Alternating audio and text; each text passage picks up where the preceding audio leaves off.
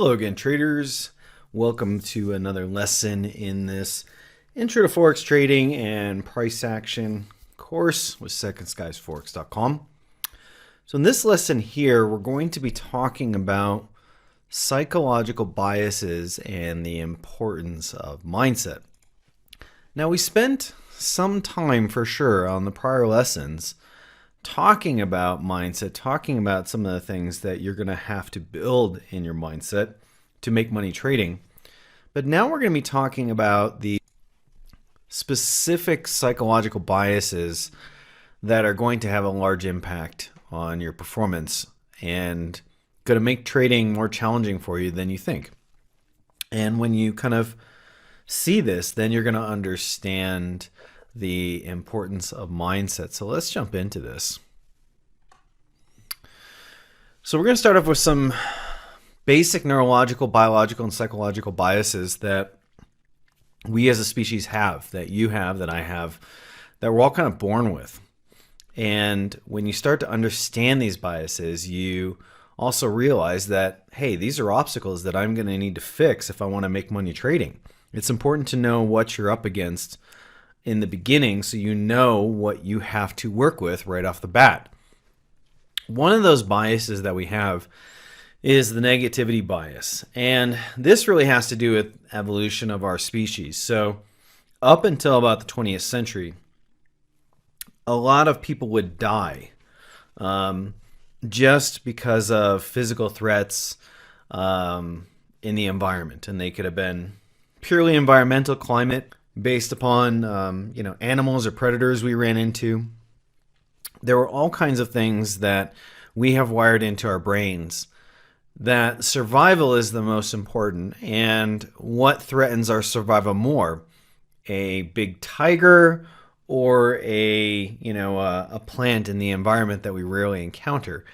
There are things that, because of how we evolved as a species and because these experiences in our environment had an impact upon our genes and our cells and how our nervous system was built, we tend to, as a whole, give more weight to things that can harm us and affect our existence versus things that can help us. And in some sense, this kind of makes sense. But the thing about it is in today's age, the majority of things that threatened our existence before don't exist today, or there's such a remote possibility. So this creates an inherent negativity bias. And the thing about it is it's kind of this self-reinforcing mechanism, because when we have these experiences, they tend to stick in our brain and stick in our bodies, and our nervous system is much stronger. They reinforce them happening more, whereas positive experiences, we tend to kind of brush these off. So you are more likely to remember a majority of trades that were losses or painful losses to you than you will great wins. That's the negativity bias in play. If you are in a trade that's up 100 pips, you got a 200 pip target, every pip that all of a sudden that trade starts to pull back against you, you feel more intensely than every pip it goes in your favor.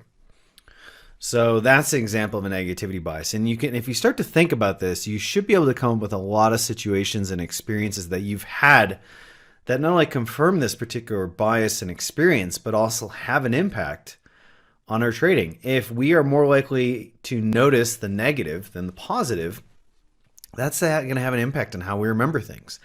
We have 500% more neurological real estate dedicated towards noticing the negative and the positive. That is going to affect your performance and your mindset.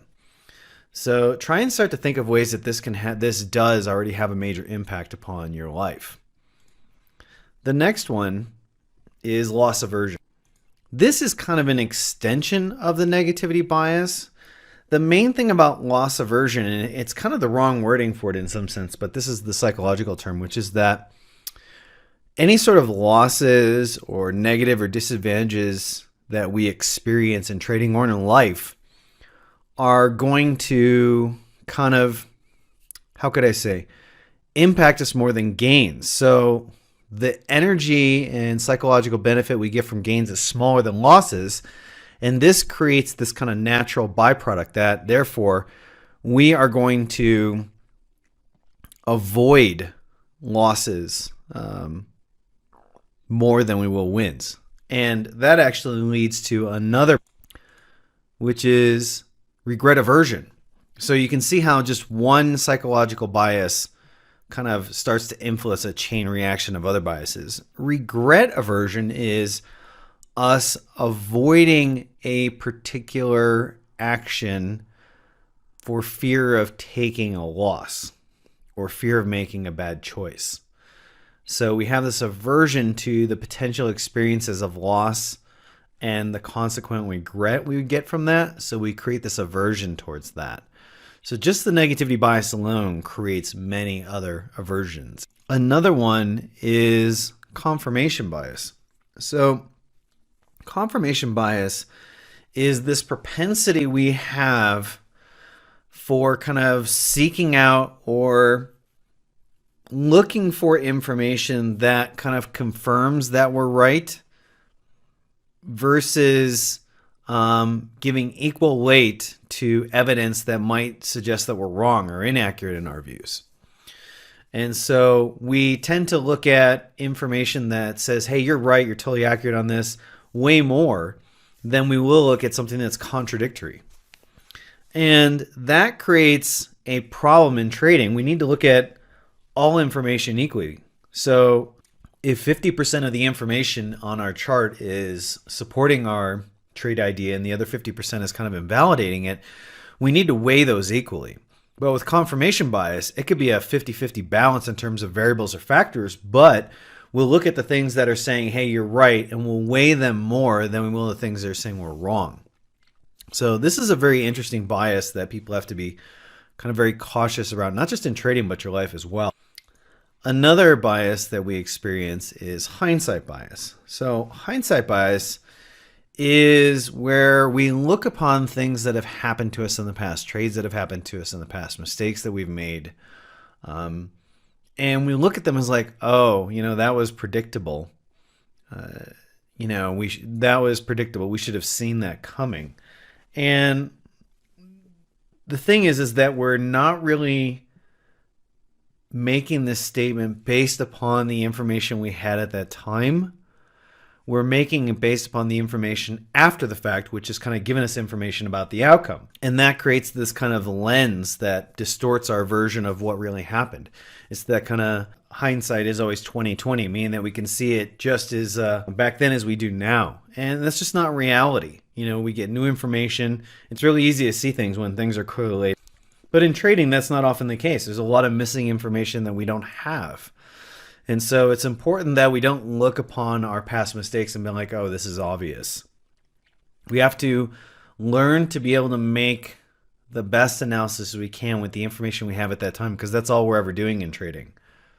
We're not working with information in the future.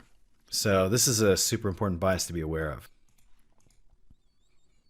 And fear of missing out. So this is kind of like somewhat of an inversion to the whole loss aversion or regret aversion experience. Basically, if we see something happening and we suspect that it's going to lead to, more bullish prices or more bearish prices on the chart, we kind of get this experience of, oh shoot, we don't want to miss out on this. We need to take advantage of this because there's lost money on the table if we don't get in this. But the thing is that can become an override experience to the point where we are more attached to not losing out on this potential money-making opportunity and not thinking about, well, wait a minute, where's the best time and place for me to get into this?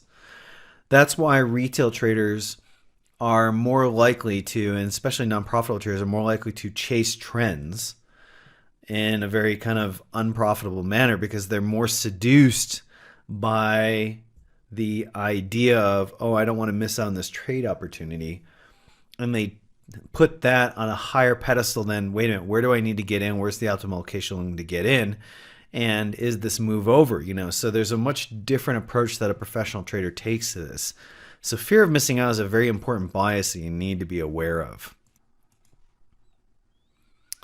So looking at all that, you can kind of see why mindset is really important.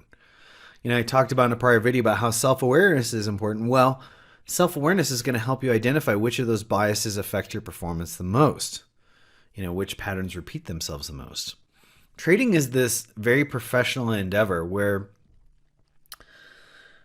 if you think about like becoming a professional athlete, let's say football player, you can start off at the club leagues, and then work your way up to, maybe scholastic competitive,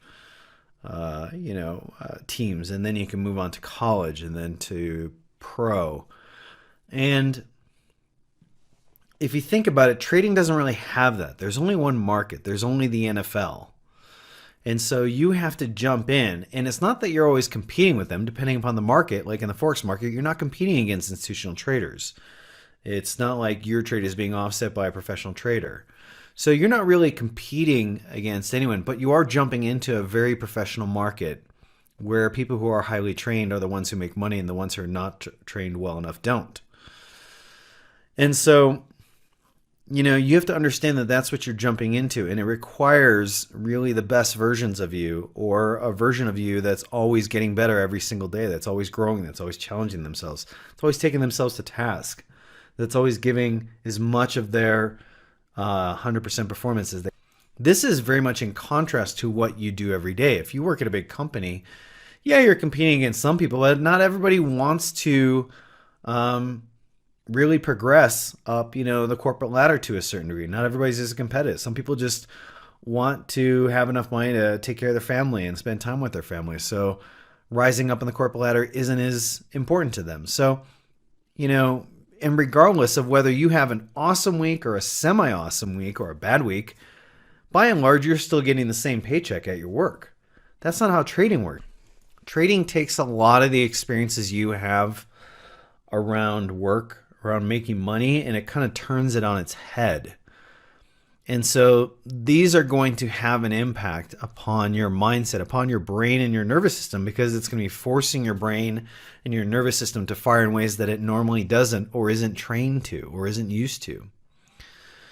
So learning to trade takes time. There is a process that you have to go through that you shouldn't expect this to be completed in a couple months. You should expect, anywhere from 6 months to a couple of years to really get this down. But, if you can really commit for that period of time and do everything you need to do, the benefits of becoming a profitable trader outweigh any sort of career advancement that you could get in some new job, new career inside 2 years. The payoff and the upside is significantly better than you could at any sort of job. If you think about it, if you work for a company in 2 years, the chances of you being able to double your yearly income are slim. You can expect it to maybe happen less than 5% of the time.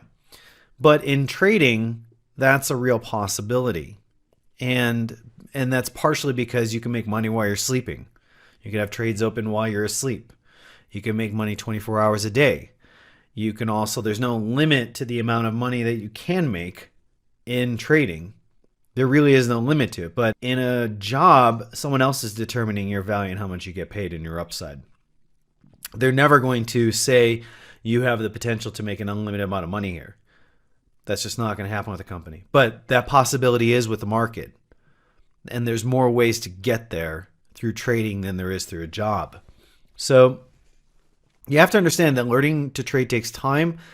But the time and investment to be able to work from home, to be your own boss, to set your own limits, to decide when you make money, what your value is, those are pretty valuable, and they tend to supersede almost anything you could do in the real world with any sort of company. And you get to work from home in your shorts, so it's a pretty cool thing.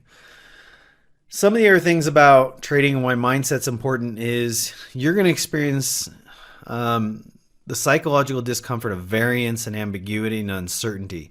So if I was to conduct an experiment and say, okay, I'm going to take 200 of you and I'm going to split you up into two camps. And the first camp, you're going to make $100,000 and it's going to be the same amount of money every single month. And it's going to come at the same time of the month. And it'll be very predictable. The second camp, you're also going to make $100,000. But I'm not going to tell you exactly which months you're going to make money, because some you're going to make money and some you're going to lose money. And I'm not going to tell you how much each month. Maybe one month you make 20,000, maybe the next month you lose 5. I'm willing to bet that 90+% of you are going to choose the path of certainty when it comes to your income. Trading doesn't work like that. Trading is working on an uncertain ground. You can make money one month and lose money the next. And that tends to really mess with people's heads. I'm willing to bet it'll mess with your head. There's a certain ambiguity about it that is so constant because it's out of our control that tends to challenge our brain and how our brain works and how our mindsets work. We'd rather work with certainty than uncertainty. We would rather work with clarity versus ambiguity. And then there's also the process of variance, which is that you could have a really good statistical edge in the markets, but that doesn't mean it's going to work out the same. So if I am 54% accurate, technically that should mean out of every 100 trades I win 54 and I lose 46. But you could go on a losing streak, and because of the timing and everything, the next 100 trades you might end up losing 50 plus trades, 60 plus trades. And what happens is there's variance within the numbers. It's not like a fixed thing that, okay, I'm 54%, so every 100 trades I'm going to win 54 and I'm going to lose 46. That ignores the fact that the overall average of your trade should be that, but that doesn't mean it's going to be fixed within any set of 100 trades. There's variance in that. And that tends to really challenge people. I'm willing to bet you've experienced this.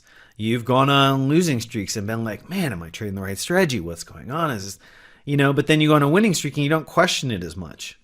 That's variance. And without that, there is no profitability. If the market was completely fixed, there would be no profitability because everybody would know exactly what statistical edge is there and they know exactly when to make decisions and when not to. So it'd all be dependent upon the people who control the market, not you. So the market is based upon these underlying principles of uncertainty, ambiguity, and variance that tend to really challenge us as people. I'm willing to bet you've found that experience directly.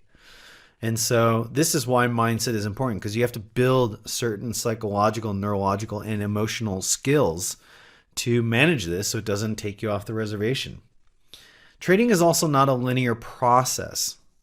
So it's not a process where if I stay for 6 months, I'm going to get this good. And if I study for a year, I'm going to get this good. That's not how it works. It's not like if I go weightlifting at the gym that I can expect that with a certain amount of, effort and consistency in the number of days and the reps that I'm going to be able to increase the weight and relatively do this in a linear process. Trading is kind of more something where you're going to experience a lot of ups and downs. You're going to have times where you don't grow at all, and you're going to have times where you have explosive growth as a trader. And that non-linear process is another reason why trading challenges you. And it's why your mindset is even more important. So it's super important to kind of understand these things and how they affect you. We've talked about how trading is skill-based, not information-based, and we've talked about how consistency is key. You can see now why, based on all this, that with something that is so inconsistent or ambiguous or uncertain or variable, which is the markets, you being steady and consistent and staying in your seat the whole time and staying in the saddle is even more important than it is in the real world. This is why mindset is important. So with that being said, I hope you now see how these psychological biases we have a major impact on our trading performance. And while they may not be as challenging or harmful or imposing on us in the real world, in the trading world, they have a massive impact. And this should kind of communicate the importance of mindset and how important it is for you to build the mindset to win and make money trading. Because if you don't, you're going to be fighting against all these natural obstacles. So you have to overcome almost part of your nature. Now, I'm not going to say it's like a nature that you're doomed to live for the rest of your life. We have neuroplasticity. We're built to evolve past these biases. Trading is kind of this way of accelerating that and putting you on the fast track to evolve them, because they take those things that you only encounter somewhat frequently in life and then they make it kind of an everyday thing where it's like, hey, you can't go a month without really coming up against these obstacles. So it's kind of more in your face, and the great thing about that is it gives you a chance to clear these major biases that will hold you back, not just in trading, in life. It gives you a much faster path to do that.